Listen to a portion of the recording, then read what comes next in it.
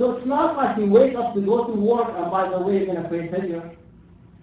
You're not waking up to take care of your family and by the way you're going to pray Fajr before you go. You wake up to pray Fajr and after you do that to participate in our activities because you are living your life on purpose. Make sure what gets you out of bed each morning is the purpose of your existence, not any other item. It's not about your dreams, it's not about your agenda, it's not about your ambition, but it's about the purpose of your existence. So when you wake up in the morning, you wake up for the purpose of your existence. As I'm finishing this khutbah, still people now are coming into the masjid. And those who come to the masjid late on Friday, they did not participate in this act of worship the way Allah wants us to participate in this act of worship. Brothers and sisters, if Allah created you to worship Him, and one of those great acts of worship is the congregation on Friday, that shows you how important this act of worship. And for this act of worship to be done completely, to be done fully, there are certain things you have to do. One of them is to show up in the masjid before the Imam starts the khutbah, before the Imam starts the sermon. When you come before the Imam starts the khutbah, before the Imam starts the sermon, you have participated in this act of worship from beginning to end.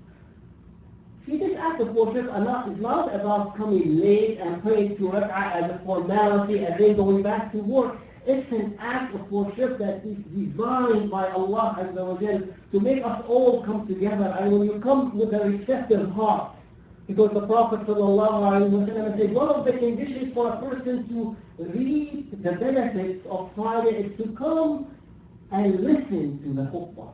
Not to come and doze off, but come and listen to the khutbah. That means this person is coming with a receptive heart. To come with a receptive heart. And even before the Imam comes to make the sermon, this person prays. He prays 2, 4, 6, 8 rak'ahs, whatever Allah subhanahu wa ta'ala gives this person the ability to do.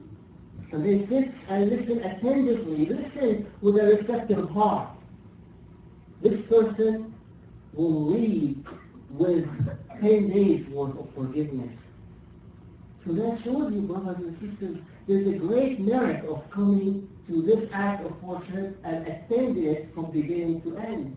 I'm not saying the person who comes in the middle of the khutbah or the last of the khutbah, he will not get any reward. There is some reward, no doubt. But he missed out on the great benefit of Friday. Allah subhanahu wa ta'ala made salah as a way to increase our faith. Allah Azza wa Jalla says in the Quran, وَمَا كَانَ اللَّهُ لِيُضِيعَ إِيمَانَكُمْ. Allah will not waste your faith. So when you participate in acts of worship the way Allah wants you to participate, that means you will leave feeling more faith, more closeness to Allah, more piety. You feel that you are energized. And that is much different plan than coming in late, parking where we're not supposed to park, run into the masjid, do 2 rak'ah and go back to work. That means you are passing your life with so many activities you do not have time to allocate to Allah subhanahu wa ta'ala the way it should be. You say, oh, you do not know, Imam, I have to work. I have things to do. I tell you, guess what? Friday always happens on Friday. Why don't you make it a permanent adjustment in your schedule that this act of worship is of severe importance to you, to your well-being, to your faith, to your development.